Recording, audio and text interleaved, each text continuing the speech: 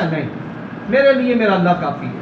تو سامعین احتشام پھر آپ کو مختصر انداز میں ڈالا گیا تو حضرت جبریل علیہ السلام کو اللہ نے حکم دیا اور آپ کو حکم دیا جو قرآن پاک میں موجود ہے حکم قُلْنَا يَا نَارُ كُونِي بَرْدًا وَسَلَامًا عَلَىٰ ابراہیم، اے آپ میرے ابراہیم پر تو گل و گلزار ہو جا، تو ٹھنڈی ہو جا، تو سلامتی والی ہو جا۔